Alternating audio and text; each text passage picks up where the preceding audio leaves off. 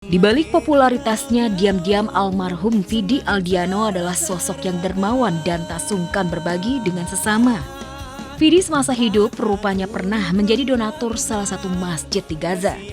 Dan kepeduliannya dengan kemanusiaan, Vidi pun ikut membantu pembangunan rumah sakit di Gaza. Vidi ini menginspirasi banyak orang untuk berbuat baik.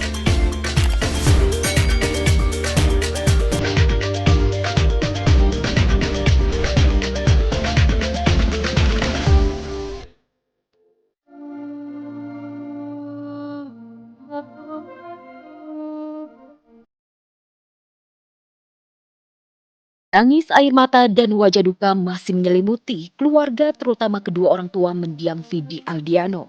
Ya, meski terlihat berusaha tegar, tapi batin Besbar ini benar-benar remuk sedih kehilangan sang putra sulung Vidi Aldiano. Tepat di hari ketiga Vidi dimakamkan, Selasa siang kemarin, tangis sang ibu kembali pecah di depan pusara Vidi yang masih basah. Sambil bersimpu menedah doa, Besbar ini tak kuasa menahan tangis air mata.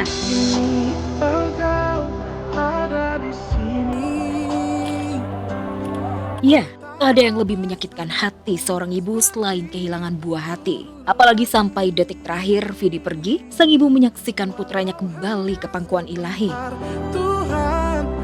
Wajar, begitu Vidi tak ada, duka lara itu jelas di wajah sang ibunda. Sampai hari ketiga Vidi dimakamkan, Besbarini dan suami tak putus berziarah melangitkan doa langsung di depan pusara Vidi Aldiano. Sosok anak yang betul-betul yang bisa membuat kita sebagai orang tuanya, alhamdulillah saya sangat bersyukur diberi kesempatan mendampingi selama 36 tahun kurang ya. Saya sangat bersyukur dan saya sangat betul-betul bersyukur Allah merasakan kasih sayang Allah yang luar biasa. Jadi sekarang memang mendapatkan tempat yang lebih bahagia, lebih indah dan merasakan. Selain sang bunda, Sheila Dara Aisyah juga sosok yang paling terpukul dengan kepergian Vidi Aldiano. 3 hari hidup tanpa Vidi, Sheila benar-benar merasakan sepi, separuh jiwanya hilang. Hal tersebut terungkap lewat curahan yang menyayat hati di media sosial. Mungkin karena itulah, sampai hari ini, Sheila Dara belum sanggup mendatangi langsung makam suami tercinta.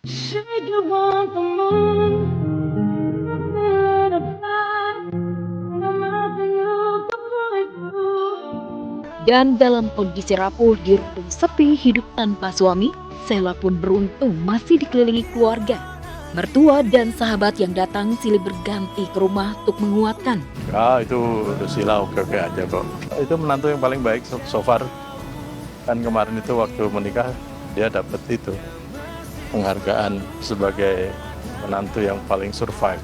Teman-temannya Vidi tiap hari pada ngumpul di rumahnya memberi hiburan kepada Sheila ya.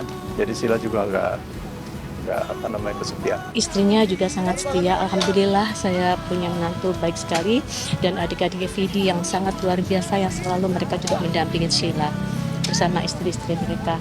Dan Vidi pergi dengan sangat-sangat tenang, sangat-sangat. Sheila Dara dan keluarga boleh saja berduka kehilangan Vidi, tapi Vidi sejatinya tak benar-benar pergi di hati mereka. Apalagi salah satu bukti mendiang Vidi dicintai banyak orang. Tepat di hari Vidi pergi, viral seorang bayi dinamai Vidi. Ini sudah lahir dengan sehat dan selamat, bayi laki-laki yang ganteng, sehat, sempurna. Namanya sudah dibuat, Vidi. Itu lucu aja gitu loh. Jadi saya nggak expect tiba-tiba ada Vidi yang satu udah hilang, yang satu muncul gitu loh. Ya itu mungkin banyak yang akan muncul.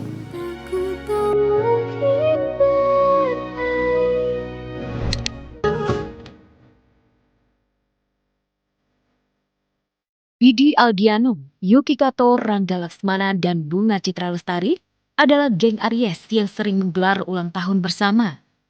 Namun kesedihan begitu terasa kala nantinya geng Aries merayakan pertambahan usia tanpa Vidi di akhir bulan Maret mendatang. Apalagi Vidi lah yang selama ini full effort dengan berbagai konsep unik.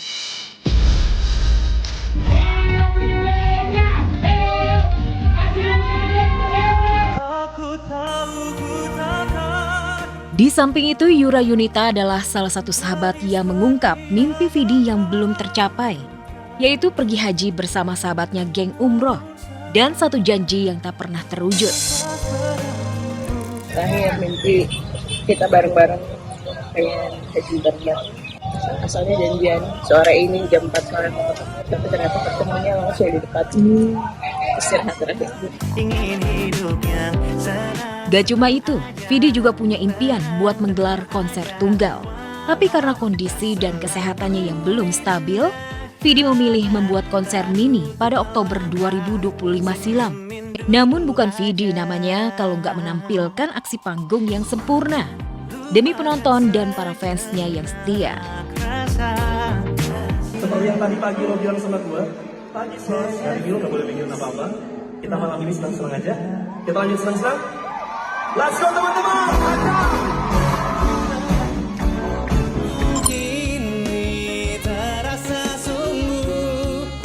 Di balik popularitasnya, diam-diam almarhum Vidi Aldiano adalah sosok yang dermawan dan tak sungkan berbagi dengan sesama. Vidi semasa hidup rupanya pernah menjadi donatur salah satu masjid di Gaza. Dan kepeduliannya dengan kemanusiaan, Vidi pun ikut membantu pembangunan rumah sakit di Gaza. Vidi ini menginspirasi banyak orang untuk berbuat baik. Gak hanya di negara Palestina Gaza, di wilayah bagian timur Indonesia pun, Vidi juga aktif bekerja sama membantu membangun sekolah Taman Bacaan Pelangi yang terletak di daerah Flores.